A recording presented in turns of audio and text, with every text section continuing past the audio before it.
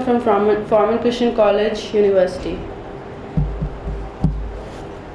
Ladies and gentlemen, the motion under discussion before the audience today is the menace of corruption in Pakistan.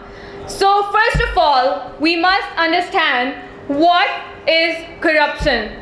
Corruption is basically the misuse of public goods by the public officials for private purposes. Corruptions are like theft, dishonesty, wastage of public property, wastage of time unnecessarily, exploitation, scams, scandals, malpractice of responsibilities, etc. These are the various types of corruption. Corruption to a country's system is similar to a virus to a computer system.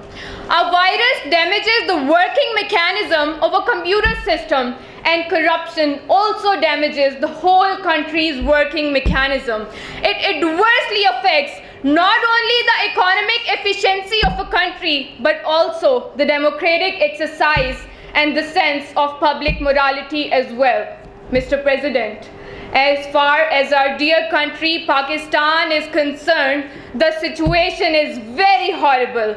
I regret to say that according to Transparency International, Pakistan is at 134th position in the list of most honest countries in the world. Alas, we are a corrupt and dishonest nation. Bribery, nepotism, favoritism, political corruption, electoral fraud, black marketing, smuggling, embezzlements, and kickbacks have become common practices. The devil of corruption is reigning every field of national activity.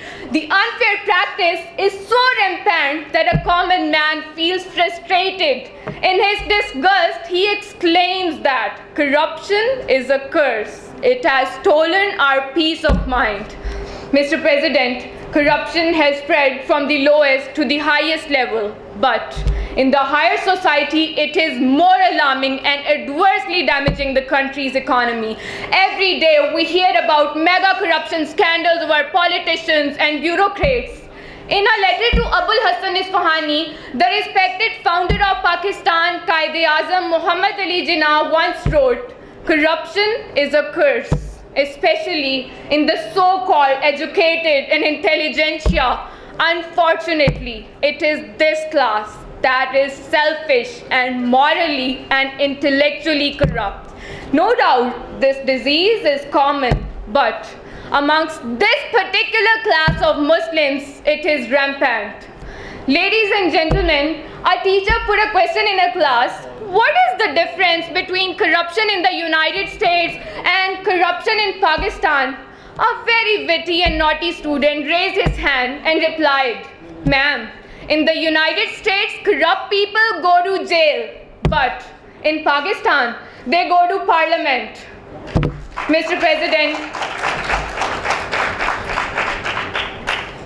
corruption is not only a curse, it is actually the mother of all problems.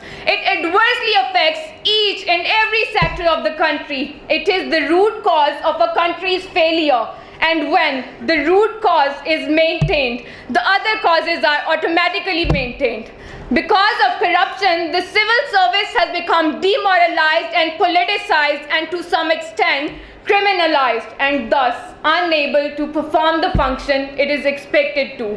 My Lord, when the people who are responsible to handle the administration are corrupt, how can we imagine the sound development and prosperity in the country? It is high time that the government should rise to the occasion and take some bold steps to discard and uproot corruption before it is too late for us. This is a great challenge to all the members of a good society. We shall have to create an atmosphere where honesty is appreciated and rewarded. As rightly said by George Bernard Shaw, you must make the world honest before you honestly say to your children that honesty is the best policy. In the end, I sum up my words with this short and satirical poem. Who says Pakistan is not progressing? It is making strides in every craft. in agriculture, in industry, in science and technology, above all, in corruption and in graft. There are scams after scams now in every state and every department. You will find a stinking pot lying hidden in each compartment. The Bada Sahib and Baba are easily bought by the Lala. The Mantri and Santri both treat the criminal as their Sala. The rate of corruption has also risen from 5 to 5,000. Thank you so much.